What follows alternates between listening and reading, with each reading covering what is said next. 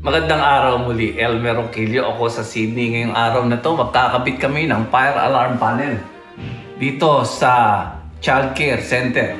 Okay, so marami activities ngayon na nangyayari dito sa Child Care Center Sabado ngayon. At isa na rito ay yung kukumpletuhin namin, tatapusin namin ngayon ang trabaho namin sa mga detector na ginawa na namin for the last few days.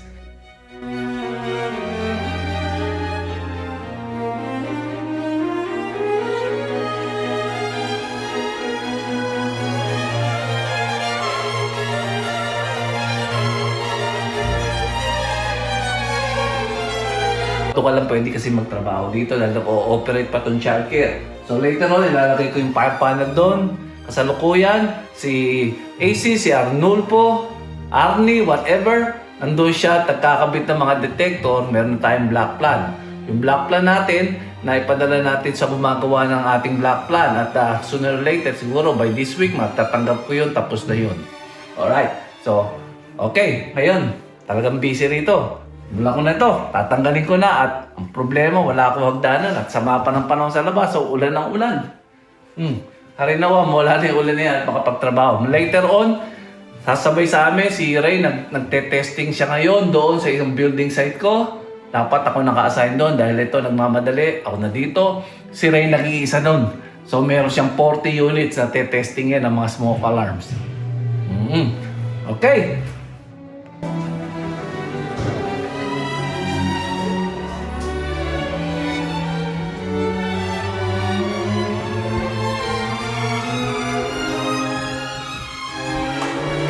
Okay ka ba dyan? Tapos na to. Tapos na rin yun. Sa kasalukuyan, meron pa siyang mga around 8 or 9 na mga detector at bases na ikinakabit si Arnie, no? Okay. Ito yung mga kinakabit natin. Alright. Papakita ko sa inyo. Ito, yung base. Alright. Addressable detector. And then, ang mga detector natin, ito, ivory yan. Ito, ivory. Ginagamit naman natin ngayon ay white, mga puti. Okay?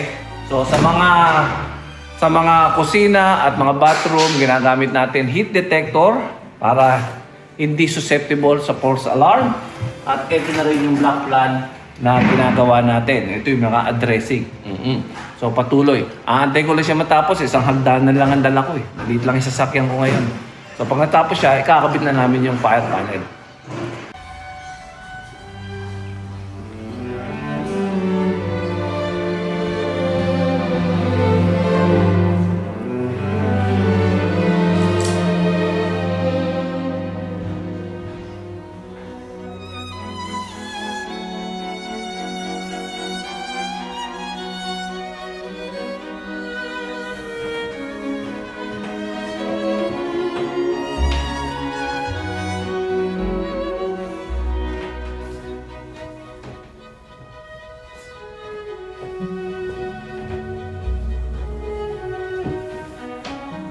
Got 1, 2, 3, and that's it.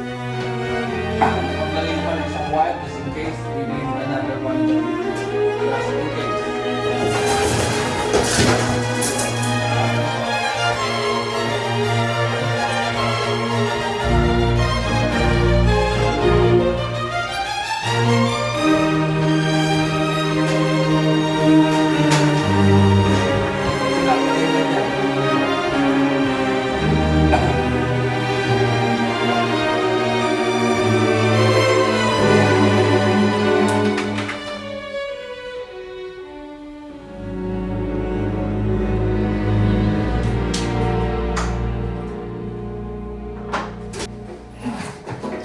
Alam mo yung metal stud, ha? Pumbukin mo, ha? Kaya, pasok mo yung butas dito. Yan. Yan. Kunin mo yung, lagyan mo na isang tornilyo. Last one? Lagyan ko mo na isa. Lagyan mo na isa, para may umahawak sa.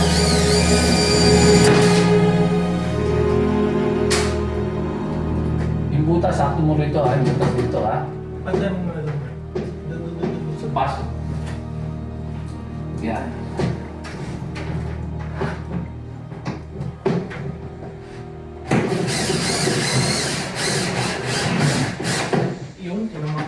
Paul, pwede bitawan. Kunin mo yung leveler. Yun. Tapos napalagay mo yung pangalawa. Alayin mo.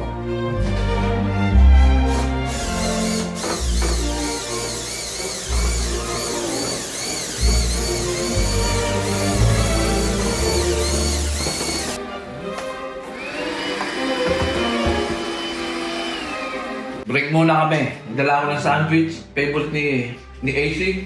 Itlog. Itlog na may onions. Itlog na may sibuyas. Oh. Tikas-mekis. So, dumating na siya ngayon. Kagagaling niya lang sa testing doon sa Carlingford. Kaya-kaya ba? Kaya sir. Kita mo na. Pwede na talagang pakawalan.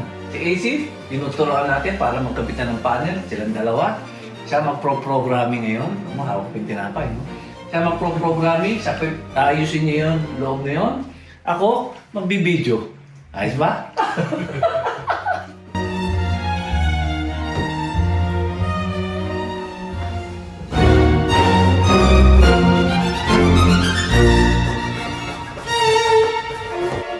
Kung makikita ninyo, ang ginawa namin, ducting.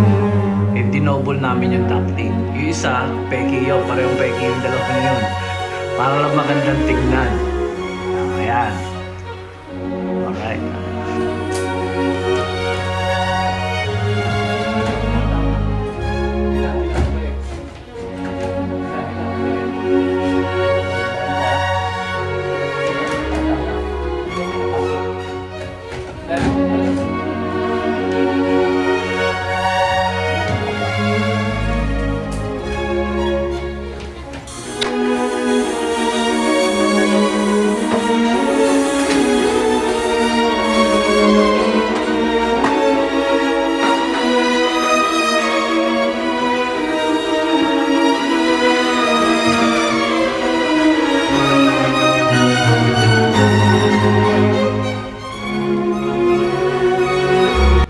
Sa kasalukuyan, busy sila ngayon.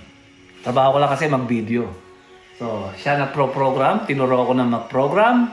Yung isa naman, siya nag-aayos tong fire system natin. Okay, ayos pa ang ginagawa natin ngayon. Yan, susunod yan, pababayaan na natin. Kita nyo naman, busy yung dalawa. Isang nasa fire alarm panel at isang nag-program sa laptop. Mamaya yan, tuturuan naman natin kung paano mag-upload.